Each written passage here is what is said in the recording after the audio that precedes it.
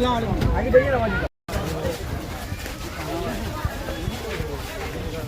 माननीय मंत्री महोदय के साथ मैं पीड़ित के साथ बैठा हुआ था। माननीय मंत्री जी भी बैठे हुए थे। माननीय मंत्री महोदय का यहाँ पर आना हम बहुत बहुत मुबारकबाद देते हैं, शुक्रिया अदा करते हैं कि उन्होंने आया।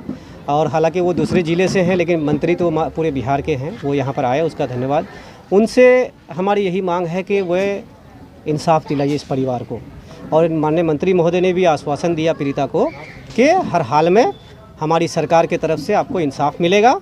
उन्होंने ऑन द स्पॉट पीड़िता के सामने जो किशनगंज के पुलिस अधीक्षक महोदय हैं उनसे बात भी की उन्होंने, और उन्होंने कहा कि जो भी होगा इंसाफ होगा।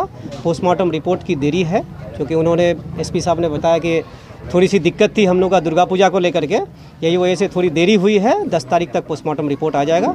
और हम लोग का जो एसआईटी का जो काम है वो जारी है। एसआईटी अपनी काम कर रही है, वो जांच पड़ताल पूरी वैज्ञानिक तरीके से हर तरह से कर रहा है। मंत्री जी से आश्वासन मिला कि वो एसपी सर से डायरेक्टली अभी बात भी की हम लोगों के सामने में, और 10 तारीख तक उनका पोस्टमार्टम रिपोर्ट आ जाएगा।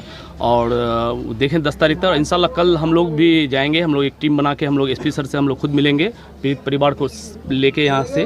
और हम लोग सब सारे लोग, पूरे सीमांचल के लोग, किशनगंज के लोग पूरे साथ हैं हम लोग इस पीड़ित परिवार के, उनको इंसाफ मिलना चाहिए। जी के द्वारा आश्वासन मिला कि जो निर्दोष लोगों पर एफआईआर किया गया है इस केस को निरस्त करने की कोशिश करेंगे।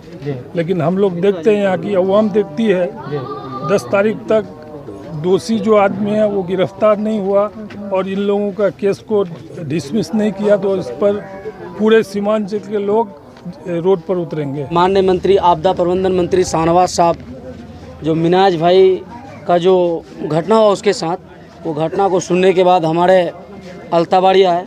जैसा मुझे जानकारी मिली कि आज 11 बजे माननीय आपदा प्रबंधन मंत्री माननीय शाहनवाज साहब का यहाँ पर यात्रा था, उसने आए और पीड़िता से भी बात किया, मिनाज की वाइफ से, और यहाँ के लोगों से भी सुना। उसने सरकार से और यहाँ के प्रशासन से मांग रखा उसने कि जब तक पोस्टमार्टम रिपोर्ट नहीं आती है अब तक कुछ हम नहीं कर सकते हैं। जैसे ही रिपोर्ट आएगा, और वो ये भी बताया कि इसकी सीबीआई जांच हो और जांच के बाद उसको जल्द से जल्द कार्रवाई की जाएगी। लेकिन ये इस तरह का जो घटना होता है हमारे समाज के लिए बहुत दुख की बात है, क्योंकि हम लोगों को एक साथ अपने समाज में मिलजुल कर रहना चाहिए।